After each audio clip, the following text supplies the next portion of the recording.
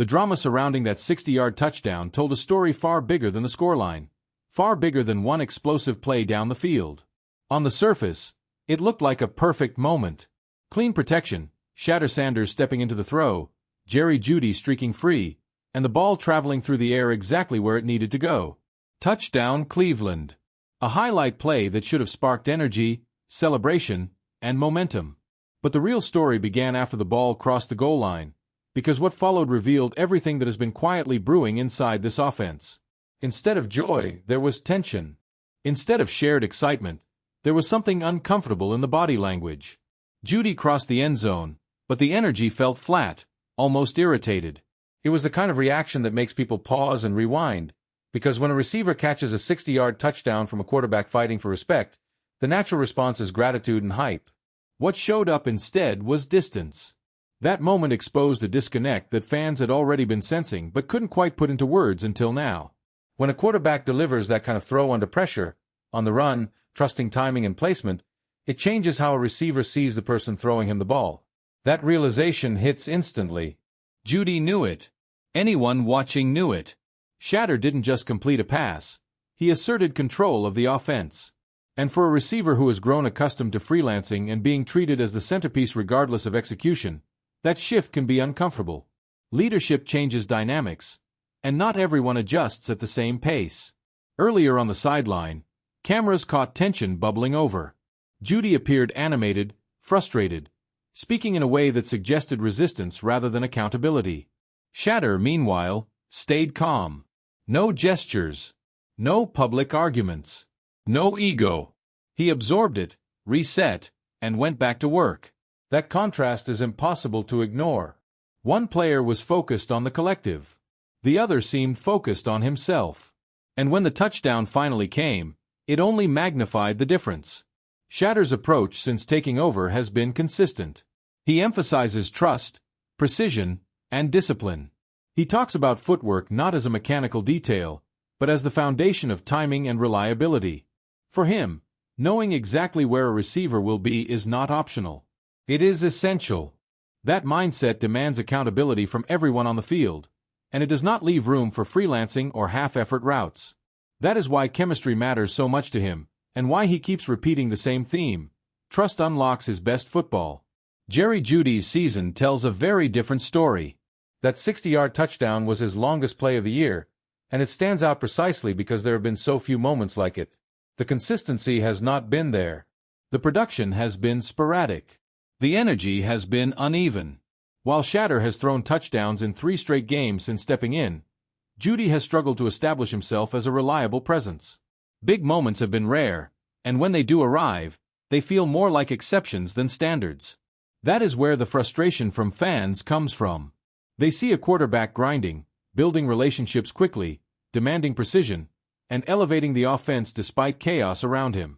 At the same time, they see a receiver who appears resistant to structure, visibly frustrated when held to standards, and oddly disengaged even after success.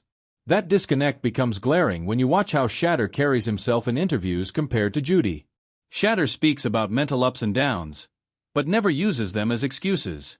He talks about trust as something that has to be earned and maintained snap by snap.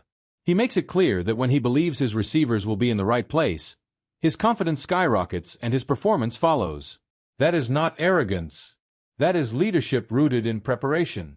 He looks teammates in the eye and says he will be there for them, but the unspoken expectation is that they do the same for him. Judy's actions have not consistently matched that expectation. Missed routes, drops, public frustration. A sideline argument that many believe stemmed from him not being where he was supposed to be. And yet, Shadur never exposed him, never named him, never shifted blame publicly. That restraint speaks volumes. It shows a quarterback who understands that leadership is not about winning arguments, but about stabilizing the room. Then there is Kevin Stefanski, hovering in the background as this dynamic plays out. A coach who should be protecting his young quarterback, simplifying situations, and reinforcing structure, but instead often looks passive. The play calling has been questionable. The rhythm has been inconsistent. The offense still feels like it lacks a clear identity built around Shadur's strengths. While the quarterback is trying to accelerate chemistry and impose order, The system around him continues to feel disjointed. Fans see it. They see Shadur stepping into a leadership void and filling it with calm, preparation, and accountability. They also see Judy struggling to adapt to a quarterback who expects discipline and effort on every snap.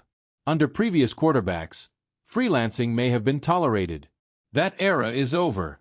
Shadur's presence demands alignment, and players who resist that are going to stand out quickly. What makes Shadur's rise even more impressive is the foundation behind it. His comments about his father reveal why pressure does not rattle him. He has lived with high expectations his entire life. He hears that voice in his head not as noise, but as guidance.